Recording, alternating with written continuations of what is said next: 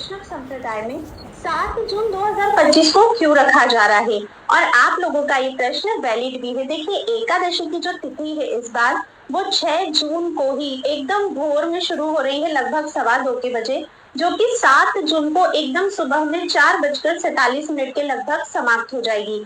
मतलब अगर मैं बात करूं कि हम लोग हर एकादशी का व्रत तो उदया तिथि के अनुसार करते हैं, तो उदया तिथि के अनुसार इस बार जो निर्जला एकादशी है वो है 6 जून 2025 की।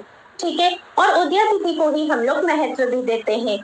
लेकिन आज इस वीडियो में आप लोगों को ये जानने को मिलेगा कि क्यों 7 जून 2025 के व्रत को ज्यादा महत्व दिया जा रहा है बजाय 6 जून 2025 को करने के।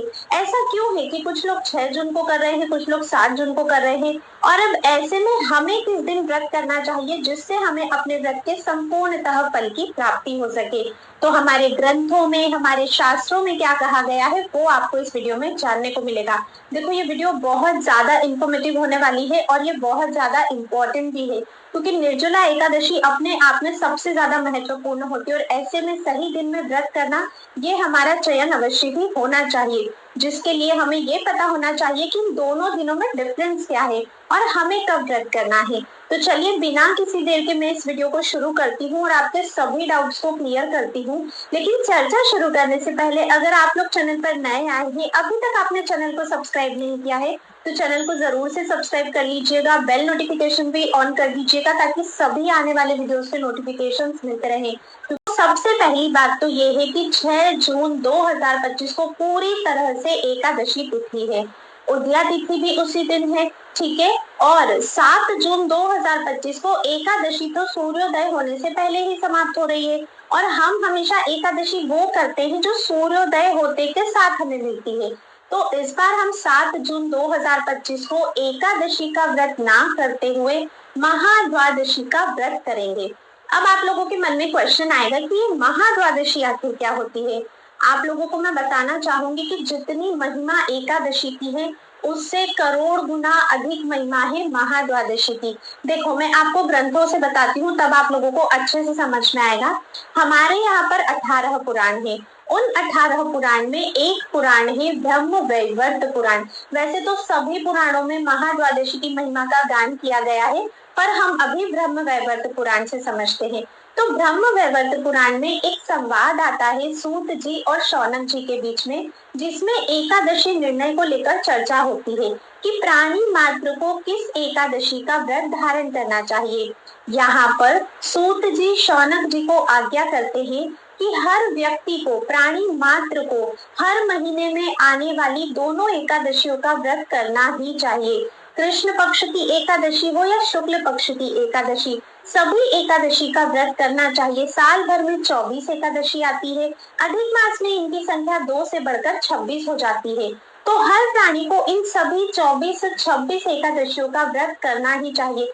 ऐसा बिल्कुल भी नहीं है कि कृष्ण पक्ष की करो या शुक्ल पक्ष की करो, बड़ी बड़ी करो या छोटी छोटी करो, बड़ी छोटी कुछ नहीं है, सभी एकादशियां समान होती है, तो सभी एकादशी करनी चाहिए। वहीं पर ये भी कहा गया है, जब सूत जी शौनक जी को बताते हैं तो वो ये भी कहते हैं कि इन सभी एकादशियों में एक बात है जो बहुत ज्यादा विशेष है, जिसका हमें ध्यान रखना चाहिए कि पूरे साल में 8 महाद्वादशी आती है। अब ये 8 महाद्वादशी क्या होती है, तो देखिए, इनमें से जो 4 द्वादशियां होती है वो तो नक्षत्र योग के हिसाब से होती है, और जो 4 द्वादशियां होती है वो तिथि योग के हिसाब से होती है। इन सभी 8 महाद्वादशियों के नाम आपको डिस्क्रिप्शन बॉक्स में मिल जाएंगे, वहां से आप लोग चेकआउट कर सकते हैं। तो शौनक जी और सूत जी का जो संवाद था, वहां सूत जी कहते हैं कि जब भी कभी पूरे साल में इन 8 महाद्वादशियों में से कोई भी महाद्वादशी आती है तो हमें एकादशी के व्रत को त्याग देना चाहिए और महाद्वादशी तिथि का सम्मान करते हुए महाद्वादशी का व्रत रखना चाहिए। इतनी आज्ञा हमें सूत जी ने करी है ब्रह्म वैवर्त पुराण में। आप चाहें तो आप ब्रह्म वैवर्त पुराण में चेक जरूर कर सकते हैं। अब देखो, अगर जैसे मान लीजिए काफी सारे लोग 6 जून 2025 को व्रत कर रहे हैं, तो क्या वो गलत कर रहे हैं? और जो 7 जून को व्रत कर रहे हैं तो क्या वो गलत कर रहे हैं? तो देखो, यहाँ पर गलत कोई भी नहीं है। ना तो वो गलत है जो 6 तारीख को व्रत कर रहे हैं और ना ही वो गलत है जो 7 तारीख को व्रत कर रहे हैं। यहाँ पर सिर्फ व्रत के फल की प्राप्ति की बात हो रही है, समझिएगा। अगर आप 6 जून 2025 को निर्जल एकादशी का व्रत करते हो तो आपको एक निर्जल एकादशी के व्रत का फल प्राप्त होगा। अगर आप बिना जल पिए निराहार रहकर व्रत करते हो तो आपको 26 एकादशियों का, जिसमें अधिक मास की एकादशी भी काउंट हो जाएगी, सभी साल की 26 एकादशियों के व्रत का प्राप्त होगा फल, अगर आप 6 जून को करते हो। ठीक है, समझ गए। अब अगर आप 7 जून को महाद्वादशी का सम्मान करते हुए महाद्वादशी का व्रत करते हो तो देखो 26 एकादशियों के व्रत करने का फल तो आपको प्राप्त होगा अगर आप निर्जल निराहार रहते हो। और अगर आप निर्जल निराहार नहीं रहते हो, आप अगर एकादशी प्रसाद पे करते हो तो आपको एक एकादशी के फल की प्राप्ति तो अवश्य ही होगी। और साथ ही क्योंकि आपने महाद्वादशी का व्रत किया है तो आपको करोड़ों एकादशियों का व्रत करने जितना फल भी प्राप्त होगा। देखो इस बार 7 जून 2025 को है व्यंजली महाद्वादशी, और ये व्यंजली महाद्वादशी कब आती है? जब एकादशी तिथि तो पूरे 24 घंटे की रहती है और एकादशी तिथि द्वादशी तिथि तक विस्तार नहीं करती है, लेकिन द्वादशी तिथि जब त्रयोदशी तिथि तक विस्तार करती है, जब ये महासंयोग बनता है व्यंजली महाद्वादशी का। निर्जला एकादशी का कितना अधिक महत्व है ये हम सब जानते हैं, और चैनल निर्जला एकादशी का व्रत करने से आपको पूरे साल की सभी एकादशियों के व्रत का फल प्राप्त हो जाता है अगर आप उसे निर्जल निराहार सभी नियमों का पालन करते हुए करते हो। तो एक तो निर्जला एकादशी, उसके ऊपर से व्यंजली महाद्वादशी, मतलब इस बार लगता है कि राधा गोविंद हम पर इतनी कृपा कर रहे हैं, इतने दयालु हो रहे हैं जिसके हम लोग पात्र भी नहीं है। तो ये महासंयोग है जो बहुत ही दुर्लभ होता है कि हमें प्राप्त हो। चयन आपके ऊपर है, आपको 6 जून को एकादशी करनी है या 7 जून को एकादशी करनी है। मैं किसी को नहीं कहूंगी कि किस दिन आप एकादशी व्रत करें। मैं इस वीडियो में सिर्फ आप लोगों का ये कंफ्यूजन दूर कर रही हूँ कि 7 जून को क्यों एकादशी की जा रही है। पूरा वीडियो देखने के बाद निर्णय आपके ऊपर है कि आपको किस दिन एकादशी करनी है। इसमें एक चीज का ध्यान और रखिएगा कि अगर आप लोगों को गुरु दीक्षा प्राप्त है तो जब भी आपके गुरुदेव आज्ञा करते हैं उसी दिन बिना कुछ सोचे समझे आप लोगों को एकादशी का व्रत करना है। अगर गुरु घर में 6 तारीख को हो रही है तो 6 को कीजिए, अगर 7 को हो रही है तो 7 को कीजिए। अब जिन लोगों को गुरु दीक्षा प्राप्त नहीं है वे लोग क्या करेंगे, तो आप हर बार किसी न किसी संस्था के हिसाब से, किसी न किसी के हिसाब से ही एकादशी करते होंगे। तो जिन किसी को भी आप हर बार फॉलो करते हैं वो लोग जब आपको आज्ञा कर रहे हैं, जहाँ भी आपकी श्रद्धा है वो लोग जब आज्ञा करते हैं उस दिन आप लोगों को एकादशी का व्रत धारण करना चाहिए।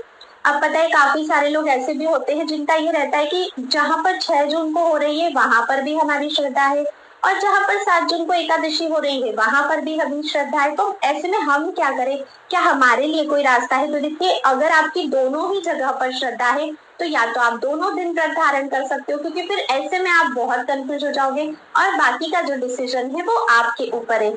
अगर आप लोग मुझसे पूछेंगे तो देखिए मैं तो इस बार निर्जला एकादशी का व्रत 7 जून 2025 को व्यंजली महाद्वादशी में ही करूंगी, क्योंकि जब भगवान इतना कुछ प्रदान कर रहे हैं, भगवान खुद हाथ से सब कुछ हमें दे रहे हैं, तो हम उस आनंद को क्यों न लें, हम उस पुण्य की प्राप्ति क्यों न करें।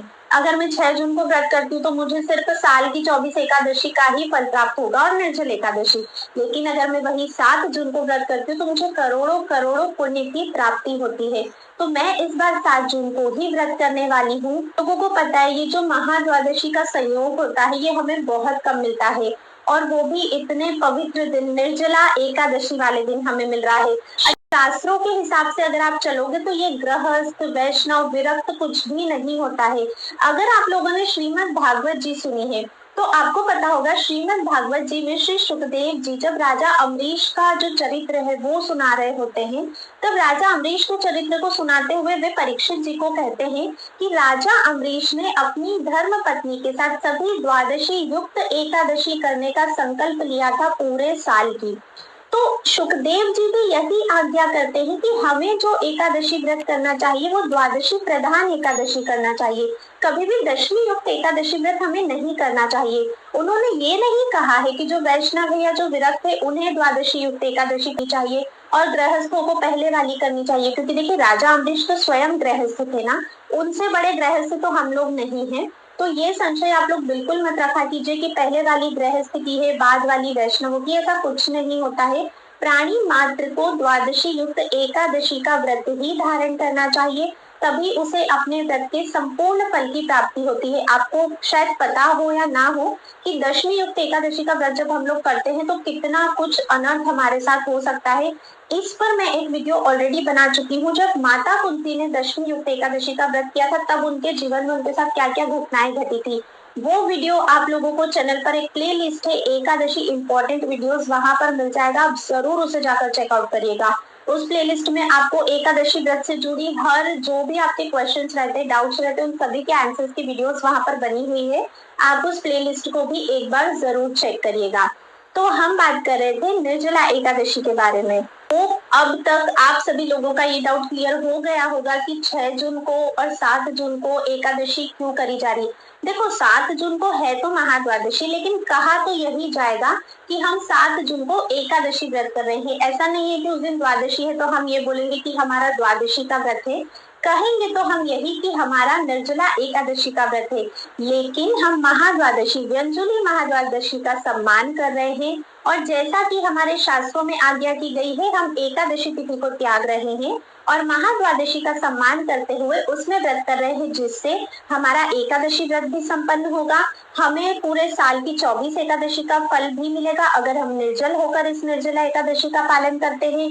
अधिक मास की 2 एकादशी का फल भी मिलेगा, मतलब टोटल 26 एकादशी का फल मिलेगा। और साथ ही साथ कई करोड़ों अनंत गुना एकादशी व्रत करने के पुण्य के फल जितनी प्राप्ति भी हमें होगी। और जैसी हमारे ग्रंथों में आज्ञा की गई है, अगर हम उसका ही पालन करते हैं तो प्रभु भी हमसे अत्यधिक प्रसन्न होते हैं।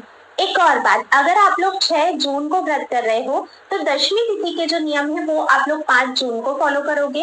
अगर आप 7 जून को महाद्वादशी व्रत में कर रहे हो एकादशी व्रत को, तो फिर आपके जितने भी दशमी तिथि के नियम होते हैं वो सभी आपको 6 जून को फॉलो करने हैं। ऐसा मन में संशय नहीं लाना है कि 6 जून को एकादशी तिथि है तो मैं इसमें क्या करूं। आपका व्रत तो 7 जून को रहेगा, तो 6 जून को आपको सभी दशमी तिथि के नियम फॉलो करने हैं। तो आप अन्न भी ग्रहण कर सकते हैं, सूर्य अस्त होने के बाद आपको अन्न ग्रहण नहीं करना है। और व्रत का जो पारण आपको करना है वो फिर आपको 8 जून 2025 को करना है। जो लोग दोनों दिन व्रत करने वाले हैं, जो लोग 6 को भी व्रत करने वाले हैं, 7 को भी व्रत करने वाले हैं, वे 5 जून 2025 को दशमी के नियम फॉलो करेंगे। 6 और 7 को उनका एकादशी का व्रत रहेगा और 8 जून को फिर वो लोग अपने व्रत का पारण करेंगे। अब मैंने सारी बातें आपको बता दी है। आई होप आपके माइंड में अब ये चीज बिल्कुल क्लियर होगी कि कब आपको व्रत करना है। अब देखो 6 का महत्व भी आपको पता है, 7 का महत्व भी आपको पता है। अब डिसीजन आप लोगों के ऊपर है कि आप व्रत कब करना चाहते हैं या फिर आप दोनों ही दिन व्रत करना चाहते हैं। अभी भी